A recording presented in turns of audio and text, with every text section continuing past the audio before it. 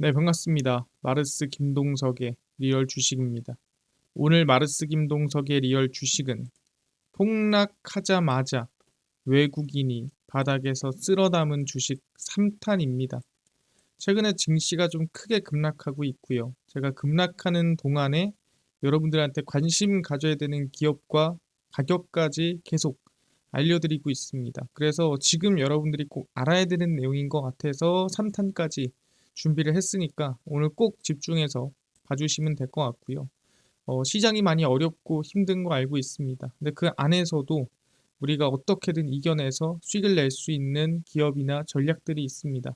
그래서 여러분들이 댓글에 감사합니다라든가 정말 좋은 얘기 많이 달아주시면은 제가 더 힘을 내고 의지를 내서 영상을 찍으니까 많은 댓글 달아주시면 감사하겠습니다. 오늘 영상 바로 시작하고요. 뿐만 아니라 최근에 조금 제가 이슈가 되고 있는 AI 소프트웨어랑 우주항공, 그다음에 전기차 자율주행, 시장 전망 관련주를 정리한 자료집도 여러분들한테 힘을 보태드리고자 무료로 나눠드리고 있습니다. 이 자료집 받고 싶다 하시면 영상 끝까지 꼭 시청해 주시고요. 오늘 영상 바로 시작하겠습니다. 일단은 제가 3월 31일에 이 코스피 100 237 350 ETF에 대해서 26,000원부터 분할 매수가 가능합니다라고 영상을 올렸습니다. 어떻게 보면 이게 1탄이었어요. 그래서 26,000원부터 우리가 삽시다라고 얘기를 했거든요. 근데 지금 현재 4월 7일이고요. 지금 가격이 어떻게 됐냐라고 한다면 26,000원을 깼죠. 보시면 26,000원을 깨고 현재 마이너스 5%까지 하락한 상태입니다. 그래서 아마 26,000원에 그대로 뭐 공략을 하거나 대응을 하신 분들은 현재 마이너스 5% 정도 나와 있지 않을까라고 생각을 합니다. 사실 나스닥이 마이너스 25%씩 빠지고 S&P가 마이너스 뭐 15%, 20%씩 빠진 상황에서 실제 이번에 매수를 진행했다고 한다면 상당히 저가 구간이나 안정적인 구간에 대응했다라고 볼 수 있습니다. 그럼 앞으로는 어떻게 될까에 대해서도 제가 오늘 정리하려고 하니까 집중하시면 될 것 같고요. 이 코덱스 코스피 100에 관련해서 오늘 집중해서 보시면 좋을 것 같습니다. 그래서 객관적인 자료만 보고 다시 한번 판단해 보자. 제가 항상 얘기를 하죠. 왜냐하면 시장이 하락하고 음봉이 길게 뽑는 거 보면은 사람 마음이라는 게 흔들릴 수 있습니다. 하지만 우리가 지금 봐야 되는 거는 심적인 게 아니라 결국엔 수치적으로 어느 수준에 와 있고 수치적으로 지금 살 땐가 말 땐가 이런 걸 판단할 때거든요. 그래서 우리 객관적으로 한번 판단해 보자. 가보겠습니다. 일단 트럼프의 속내입니다. 최근에 언급을 했는데 뭐라고 했냐? 뭐 최근에 이런 얘기를 한 적이 없는데 이번에 한번 얘기를 했죠. 도널드 트럼프 미국 대통령이 제롬 파월 미 연방준비제도, 그러니까 연준이죠. 의장에게 금리를 인하하라고 직접적으로 압박했습니다. 야, 이제 좀 금리 인하 해라. 야, 금리 인하 좀 시켜라. 라고 얘기를 한 거죠. 그동안 금리 인하 얘기를 직접적으로 하지 않았어요. 그냥 분위기를 흘렸죠. 금리가 내려가야 한다라는 분위기를 흘렸는데 이번에 직접적인 언급으로 금리 인하 해라 한 거죠.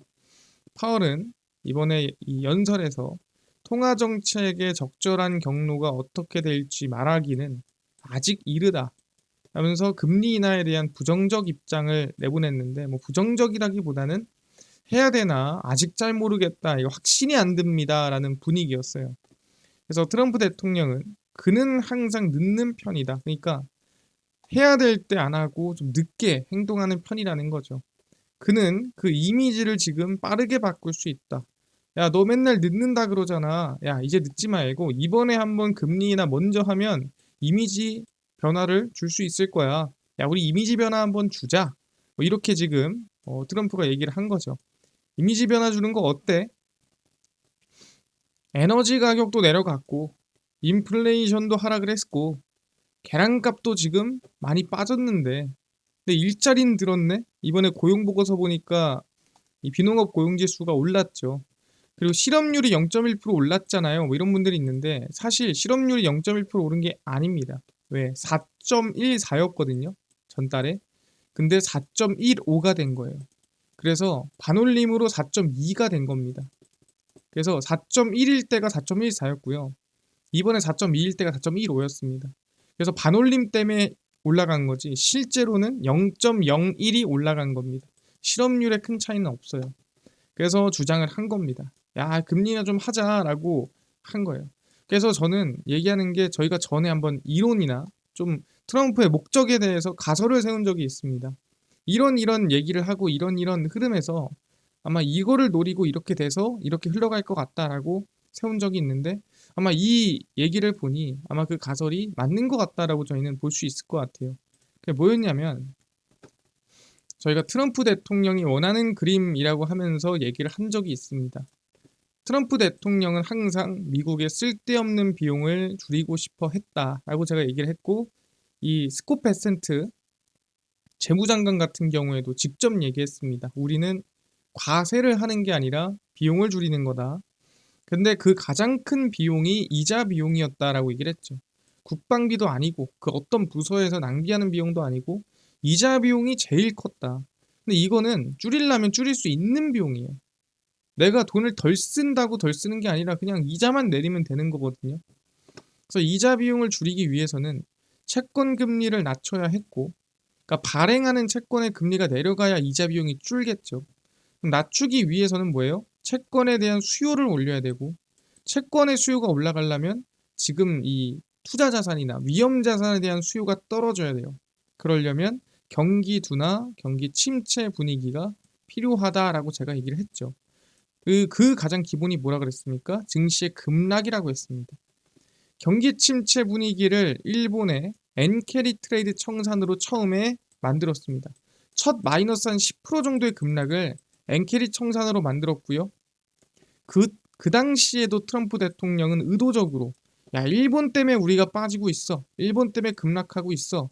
이런 말을 하지 않았습니다. 예, 트럼프였다면 만약에 이 시장 급락하는 게 너무 불만이었다면 누구 남 탓하고도 남을 사람입니다. 누구 때문이야? 저 사람을 찢어 죽여야 돼. 이러고도 남을 사람인데 일본 얘기를 단 한 번도 언급하지 않았습니다. 그 뜻은 일본의 엔케리 트레이드 청산이 만들어낸 급락으로 득볼 게 있었다라는 거죠. 그래서 이번 저금리로 정확히 말하면은 이 10년 만기 국채 금리나 지금 미국에 나오는 이 떨어지고 있는 장기 국채 금리로 과거 바이든 정권에서 발행한 채권을 연장을 하고요. 제가 항상 얘기했지만 앞으로 남아있는 30년 중에 가장 채권 연장이 많이 나오는 날이 2025년이라고 했습니다. 그러니까 올해 연장을 싸게 해야 앞으로 20년이 편합니다. 그래서 저금리로 바이든 정권에서 발행한 채권을 연장을 하고 싸게 그 다음에 전 정권, 그러니까 바이든 정권을 욕하면서 바이든 정권이 이러니까 이러지 않았냐. 그래서 법인세 인하나 금리 인하나 아니면은 뭐 금융경책 완화나 부양책을 발표하면서 그 전을 내가 치웠다. 똥을 치우고 시장을 다시 끌어올리면서 이 부양책을 발표하면서 상승시킬 가능성이 높다라고 제가 얘기를 했습니다. 그럼 일단 여기서의 이 선제 조건은 뭐예요? 바로 저금리입니다. 그래서 이 저금리로 내려가기 위해서라면 아까 얘기했지만 경기 침체, 경기 둔화 분위기를 만들어야 된다라고 얘기를 했고요. 이 경기 침체, 둔화 분위기를 만들기 제일 쉬운 게 시장 급락이고 그 스타트를 끄는 게 일본 엔케리 트레이드 청산이다 라고 얘기를 했습니다. 그럼 여기서 중요한 건 뭐예요? 이 채권에 대한 연장이 끝나고 나면은 시장이 반등하거나 상승할 수 있다 라고 제가 얘기를 했었죠. 그래서 그 시기는 언제다? 못해도 5월이라고 했습니다. 빨라야 5월이다. 왜? 이것도 설명 너무 자주 해서 제가 또 안 할 텐데 2월에서 5월 사이에 채권이 몰려있다 그랬죠. 올해 그러니까 20년, 30년 중에 가장 채권이 많이 몰려있는 데가 25년인데 그 25년에 채권의 70%가 몰려있는 게 2월에서 5월이다 라고 제가 매번 강조를 합니다. 그래서 트럼프가 원하는 거는 이 채권을 시장금리보다 싸게 발행하는 거다 라고 얘기를 했어요. 그래서 중요한 게 뭐냐? 이번에 중요한 국채 경매가 있습니다. 보시면 3년, 10년, 30년 채권의 경매가 있죠. 우리가 장기 국채 금리다, 단기 국채 금리다 라고 부르는 금리에 대한 채권에 대한 이번에 발행이 있습니다. 너무 중요하죠. 언제입니까? 4월 8일, 4월 9일, 4월 10일 말고도 이제 뭐 주 단위의 채권도 있긴 한데 이게 너무나도 저희가 이번 주에 중요하게 봐야 되는 채권 경매입니다. 왜? 얘를 보고 얘가 경쟁률이 좋았는지 나빴는지 얘에 대한 발행 금리가 높았는지 낮았는지가 트럼프의 심기를 결정합니다. 그래서 3년이 약 580억 달러, 10년이 약 390억 달러고요. 30년이 약 220억 달러 경매다라고 보시면 됩니다. 그래서 뭐 대충 뭐 우리가 이거를 뭐 계산을 해본다라고 한다면은 580억 달러 같은 경우에는 한 60조에서 70조쯤 되겠죠. 네, 60조에서 한 70조쯤 된다라고 보시면 될 것 같고요. 뭐 이거 같은 경우에도 대략 뭐 한 4, 50조 되겠죠. 4, 50조고 그다음에 이거 같은 경우에도 한 뭐 한 3, 4, 30조가 좀 넘어가거나 그러겠죠. 그래서 적은 규모가 절대 아니다. 그러다 보니까 이번 경매가 너무나도 중요하고 장기로 가는 거기 때문에 너무나도 중요하다라고 제가 얘기를 합니다. 그래서 국채 경매 경쟁률 몇 대 몇이냐 나오거든요. 그리고 발행금리에 따라 발행금리가 높게 나왔냐 낮게 나왔냐. 경쟁률이 높으면은 발행금리가 낮게 나올 거고요. 경쟁률이 낮으면 발행금리가 높게 나오겠죠. 그래서 어떻게 나오냐에 따라 트럼프 반응이 나올 것으로 전망이 됩니다. 여기서 중요한 게 뭐예요? 만약에 이 경매 경쟁률이 낮다, 안 좋다, 금리가 높게 나온다. 그러면 트럼프가 한 번 더 칼춤을 출 수 있다라고 우리는 전망할 수 있습니다. 상당히 중요하니까 이번 주 뭐 결과 나오면 따로 알려드리는 걸로 하고요. 그래서 우리가 핵심적으로 봐야 되는 결론이 뭐냐? 그래서 결론은 이전 결론 유지입니다. 미국의 관세 발표 이후 전 세계 증시가 지금 급락하고 있죠. 중국 얼마예요? 마이너스 10%. 일본 얼마예요? 마이너스 8%. 지금 중국 증시, 일본 증시 마이너스 10% 가까이 급락하고 막 서킷 브레이크 걸리고 난립니다. 미국 증시도 급락하고 있고요. 국채 금리도 하락 중인데 하락이 뭐 엄청 속 시원하게 나오고 있지는 않습니다. 트럼프가 원하는 지출을 줄이기 위한 국채 금리 급락이 이어지고 있고요. 계속 근데 이게 반등하지 않고 채권을 만기 연장하는 동안엔 유지되는 거를 원할 겁니다. 계속 반등하지 않고. 그래서 분명히 내가 관세를 때리면 보복 관세가 나올 거라는 걸 당연히 예상했겠죠. 다 전망했을 거고요. 그리고 단기간에 관세 협의를 해줄 가능성은 낮다라고 우린 보고 있죠. 왜 이번에 베트남이 나 관세 너네한테 0%할 마음이 있어 라고 했는데 뭐 그러든가 뭐 나는 아직 생각 없어 뭐 이런 식으로 별 반응 안 했죠. 그래서 당장 관세 협의를 할 만한 스탠스를 보이고 있진 않아요. 왜? 협의하는 순간 증시는 반등합니다. 그래서 아마 4월은 지수 저가를 계속 유지를 하려고 협의를 4월 안에 안 할 가능성이 매우 높다라고 제가 얘기를 합니다. 그래서 어느 정도 국채 만기 연장이 끝나고 나면 4월 말 아마 이것도 빨라요. 5월쯤 돼서 관세 협의를 할 가능성이 높습니다. 그래서 4월까지는 계속 지수가 저가를 유지할 거고요. 그러다가 5, 6월쯤 지수나 증시 반등이 이어질 수 있다라고 얘기를 합니다. 이게 말한 대로 됩니까? 궁금하죠? 저도 궁금합니다. 그럼 우리는 이걸 보고 판단하면 돼요. 얘를 보고 시장을 더 미는지 안 미는지. 이 경매를 보고 이 경매 경쟁률이나 발행 금리를 보고 트럼프가 어떻게 반응하는지를 보면 우리의 계획이 맞으면 맞는 대로 가는 거고 안 맞으면 또 다른 방향이 뭐가 있는지를 찾아보면 되는 거 아니겠습니까? 근데 지금까지는 맞았잖아요. 저희 방향이. 그러면 이것도 맞을 확률이 높다라는 거니까 확인하고 말씀드리겠습니다. 그런 부분이고요. 지금 4월 4일 기준의 코스피 PBR입니다. 사실 급락은 4월 7일에 제일 많이 나왔거든요. 근데 좀 이 한 발 늦게 PBR이 발표가 나기 때문에 이 관련해서는 제가 올려드리고요. 그래서 보시면 항상 시장이 급락이 나왔을 때 이 PBR 기준 0.89 밑으로 떨어지면 저평가 구간이었다라고 했습니다. 그래서 뭐 2008년이나 11년 제외하고 0.89, 83, 71, 89, 84, 96, 83, 91 그래서 대부분 0.89 이하로 떨어지면 증시가 저가였다라고 얘기를 하고요. 정말 많이 빠졌던 시기는 0.71 수준이고 그래도 2022년이 또 0.89였거든요. 현재 4월 4일 기준으로 코스피가 PBR이 얼마냐? 0.8685입니다. 낮은 수준이에요. 정말 낮습니다. 그래서 이런 부분에 대해서는 저평가 구간에 들어선 건 제가 맞다라고 항상 강조를 하는데 4월 7일 급락이 더 나왔기 때문에 아마 더 떨어지지 않았을까라고 우리는 확인해 볼 수가 있습니다. 그래서 추가로 정리를 좀 해보자면 현재 코스피 100 위치입니다. 통계상 PBR 기준으로 저가가 맞습니다. 0.86인데 낮죠 당연히.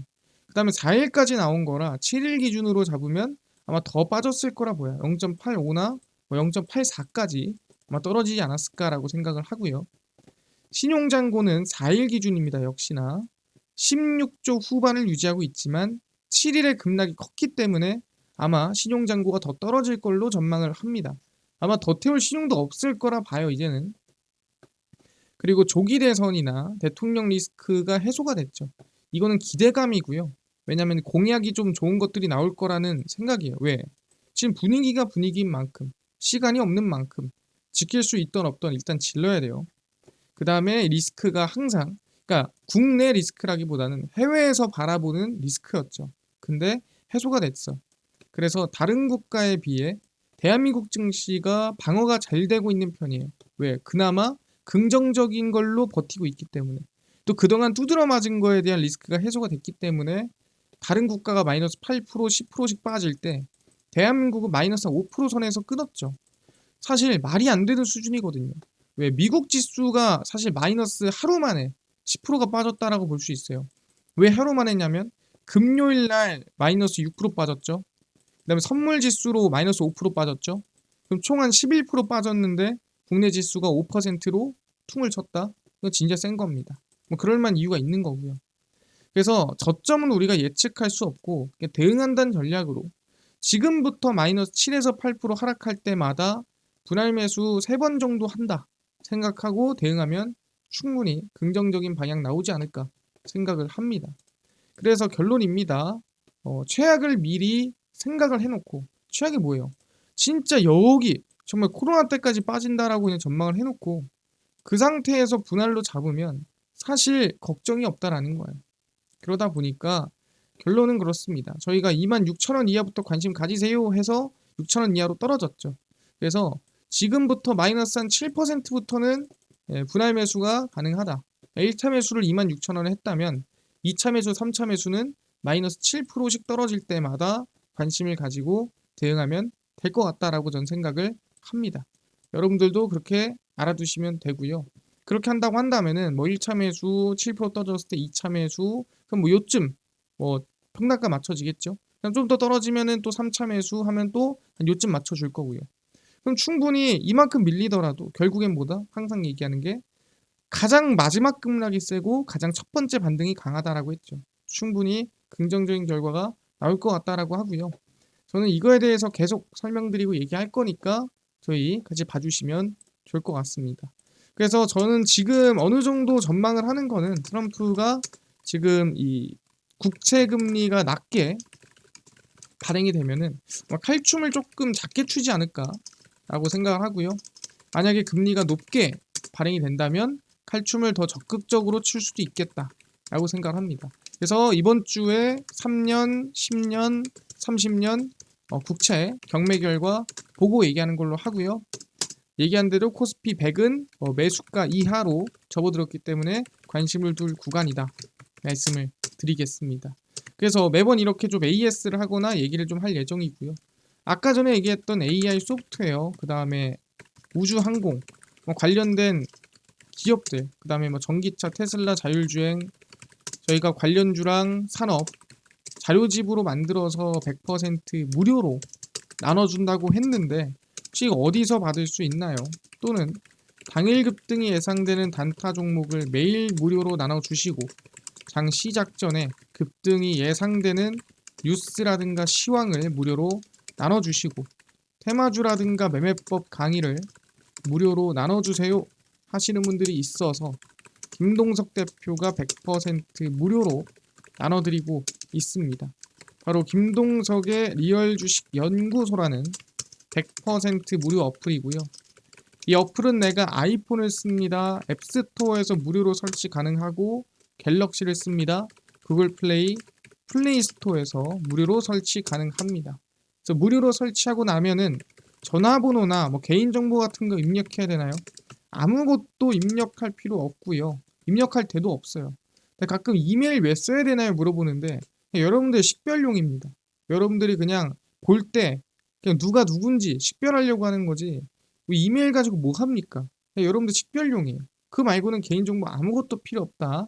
알아두시면 됩니다. 그래서 구글 플레이, 플레이스토어 접속하시고 뭐라 검색하냐?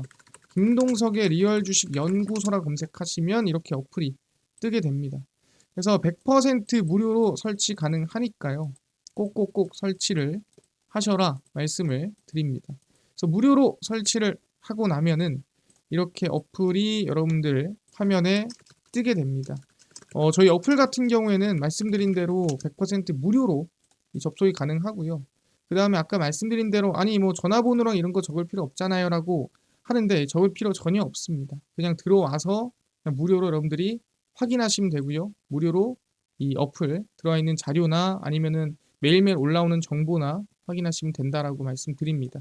그래서 어플에 접속을 하시면은 이렇게 뜨게 됩니다. 당일 리얼 추천주가 당일 급등 예상된 종목을 무료로 알려드리고요. 급비 분석이 장 시작 전 시황 정리해드리고 급비 자료가 테마주라든가 매매법 무료로 나눠드립니다. 아까 AI나 우주항공 시장 전망 관련주 자료집 어디서 무료로 받을 수 있나요? 리얼 추천주 누르시고요. 들어가시면은 저희가 트럼프 정책 수혜 리포트 해가지고 무료로 올려놨습니다. 누르고 들어가시면 맨 밑에 저희가 AI 소프트웨어, 우주항공, 반도체, 로봇, 자율주행, 테슬라 전기차, 자율주행까지 전부 다 무료입니다. 무료로 다 나눠주니까 전부 가져가시고요. 믿져야 본전입니다. 뿐만 아니라 리얼 추천주에서는 4월 8일, 7일, 4일, 3일, 2일 추천주 무료로 나눠드리고 급비 분석은 장 시작 전 시황입니다. 해외 증시, 국내 이슈 저희가 장전에 다 무료로 정리를 해드리고요. 급비 자료는 당일 있었던 이슈나 관련주를 저희가 장마감하고 다 정리해서 매일 올려드립니다. 그래서 김동석의 리얼 주식 연구소 제가 100% 무료로 운영하는 어플입니다. 네, 무료니까요. 종목 시황 테마주 다 얻어가시고 뿐만 아니라 저희 마르스 김동석의 리얼 주식 유튜브 여러분들의 사랑과 제가 진심을 담아서 영상을 만들고 있습니다. 댓글 하나하나 힘이 되고 정말 도움이 되고 제가 유튜브를 만들어 가는데 많은 의지를 가지게 해줍니다.